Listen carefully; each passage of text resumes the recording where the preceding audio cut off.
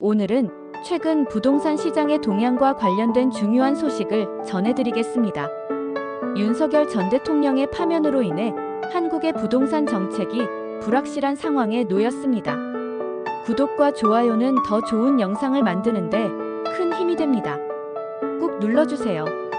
윤석열 정부는 민간 주도의 주택 공급 확대를 위해 규제 완화를 추진했으나 현재는 추진력이 상실된 상태입니다.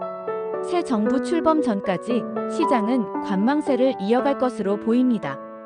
윤석열 정부는 임기 내 270만 가구의 주택 공급을 목표로 민간 주도의 공급을 확대하기 위해 규제 완화를 추진했습니다.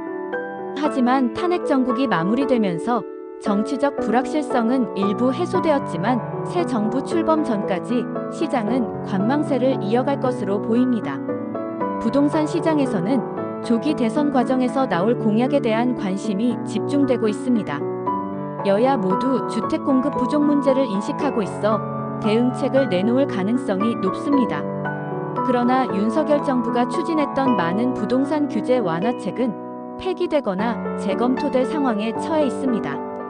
특히 재건축 및 재개발 관련 법안들이 국회에서 통과되지 못하고 있으며 야당의 반대가 뚜렷한 상황입니다. 임대차 2법의 폐지 및 개정도 어려운 상황이며 다주택자 양도소득세 중과세 제도 폐지도 국회에서 통과될 가능성이 낮습니다. 그린벨트 해제 계획도 반대 여론으로 인해 추진이 어려울 것으로 예상됩니다. 그러나 1기 신도시 정비사업과 3기 신도시는 유지될 가능성이 높으며 이는 여야 모두 주택 공급 부족 문제에 공감하고 있기 때문입니다.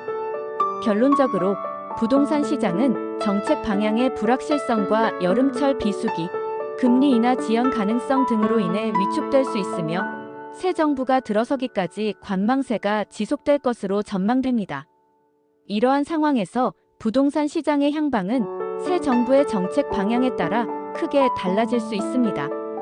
또한 최근 서울시의 잠삼대청 지역에서 토지거래 허가구역 규제가 해제된 후 39일 동안 신고가 거래와 거래량이 급증한 것으로 나타났습니다.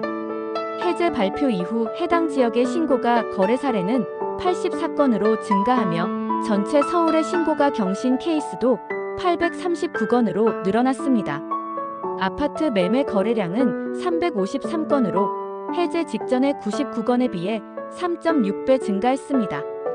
특히 잠실동에서 135건의 거래가 이루어졌으며 리센츠, 잠실S, 트리지움 단지가 주요 거래 단지로 부각되었습니다. 반면 규제 대상이 아닌 강남구와 강동구, 송파구 등에서도 거래량이 많았으며 개포동과 도곡동에서 활발한 거래가 이루어졌습니다. 전문가들은 토지거래 허가구역 재지정으로 인해 수도권 부동산 시장이 단기적으로 위축될 것으로 전망하고 있으며 대출 규제와 세제 강화로 인해 매수자들의 관망 심리가 짙어지고 있다고 분석했습니다. 그러나 경매 시장에서는 여전히 상급지에 대한 수요가 높아 강남권의 집값 상승 모멘텀은 유지될 것으로 보입니다. 또한 강원자치도는 건전한 부동산 거래 시장을 조성하기 위해 부동산 불법 행위에 대한 집중 점검을 실시하고 거래사고 예방을 위한 홍보를 강화한다고 발표했습니다.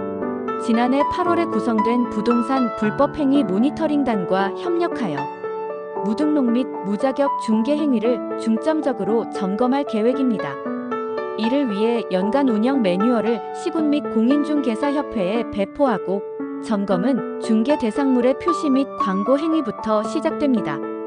허위 또는 부당 표시 광고에 대해서는 과태료와 행정처분이 이루어지며 무등록 중개 행위가 의심될 경우 현지 조사를 통해 위반 사항을 확인하고 고발할 예정입니다. 또한 전세 사기와 같은 부동산 범죄의 주요 원인으로 정보 접근의 어려움을 지적하며 법령 및 제도 안내 자료를 제작하여 배포할 계획입니다. 결론적으로 부동산 시장은 정책 방향의 불확실성과 여름철 비수기, 금리 인하 지연 가능성 등으로 인해 위축될 수 있으며 새 정부가 들어서기까지 관망세가 지속될 것으로 전망됩니다. 이러한 상황에서 부동산 시장의 향방은 새 정부의 정책 방향에 따라 크게 달라질 수 있습니다.